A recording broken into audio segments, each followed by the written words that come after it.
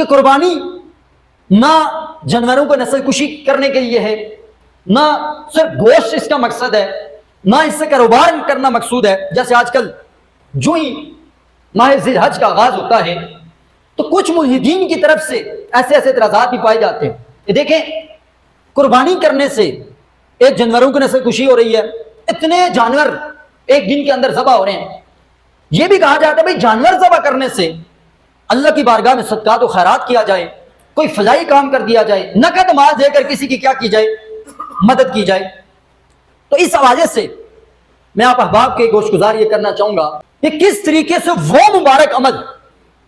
کہ جس کا پس منظر حضرت ابراہیم علیہ السلام کو وہ مقصد، وہ مدعا، وہ نیت، وہ اخلاص تھا کہ جسے اللہ رب العزت نے اتنا پسند کیا کہ صحابہ نے جب حضور سے پوچھا یا رسول اللہ یہ قربانیاں کیا ہیں، میرے آقا نے فرمایا سنت ابیکم ابراہیم، وہ یہ تمہارے باپ حضرت ابراہیم کی سنت ہے. انہوں نے قربانی دی تھی،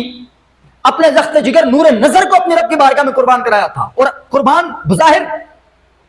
ذبح نہیں کیا تھا لیکن اسے بھی کہا جاتا قربانی. کیوں اللہ رب العزت کی بارگاہ میں اس وجہ کی ینال التقویٰ کو آپ اس عمل سے بھی سمجھ سکتے ہیں کہ حضرت ابراہیم علیہ السلام نے حضرت اسماعیل کو ذبح نہیں فرمایا لیکن اللہ رب العزت نے ان کی قربانی کو قبول کر لیا. قربانی کے قبول کا وہی پس منظر تھا، وہ تھی نیت، وہی اخلاص تھا، وہی تقویٰ تھا کہ حضرت ابراہیم علیہ السلام نے اللہ کے حکم پر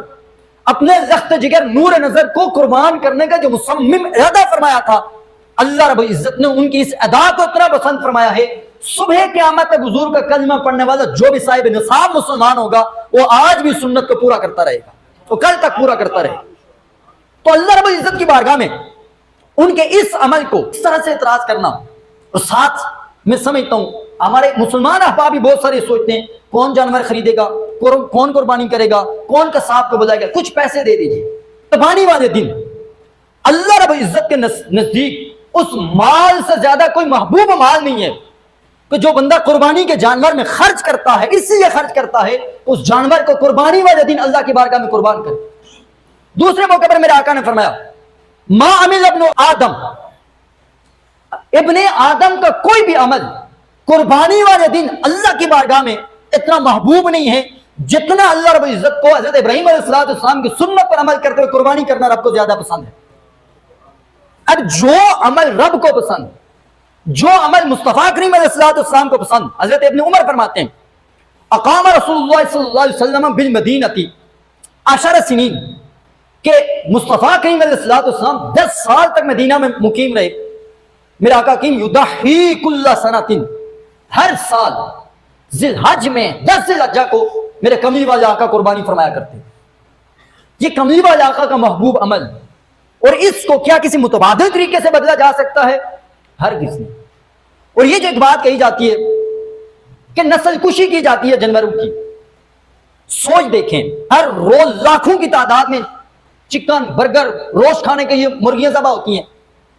کیا کبھی کسی نے کہا کہ مرغیوں کو نسل کشی ہو رہی ہے مرغیاں نہ ذبح کی جائیں؟ ہر روز کی تعداد میں لاکھوں کی تعداد میں جانور ذبح ہوتے ہیں. وہ جانور اس سے ذبح ہوتے ہیں کہ یہی طبقہ سب سے زیادہ خوشی کے ساتھ گوشت کھاتا ہے، بیف کھاتا ہے، مٹن کھاتا ہے، اور اعتراض صرف قربانی پر. اور یہ جو کہا جاتا ہے غریبوں کی مدد کی جائے،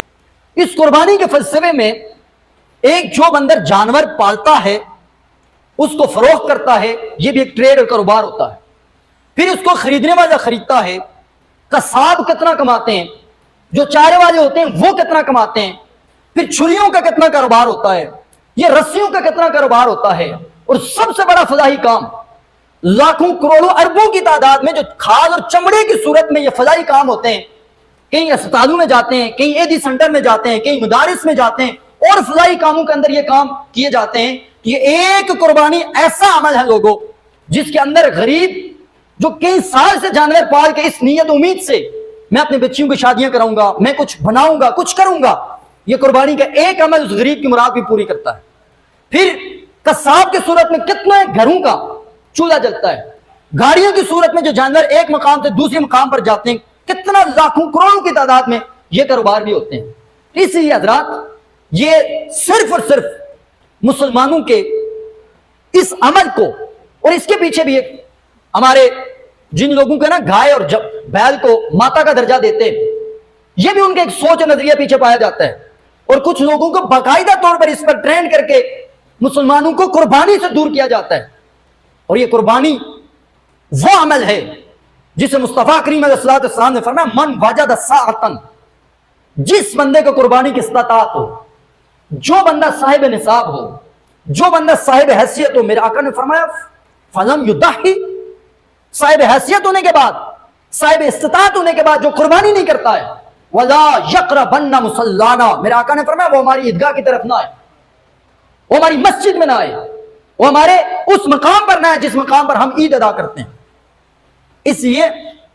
اللہ رب العزت کی بارگاہ میں قربانی محبوب عمل ہے. قربانی مصطفیٰ کریم علیہ السلام کا محبوب عمل ہے. قربانی یہ ہمارے گناہوں کو بھی مٹاتا ہے، ہمارے جو معاشی طور پر ایک کاروبار کی صورت ہے اس کو بھی مضبوط کرتا ہے.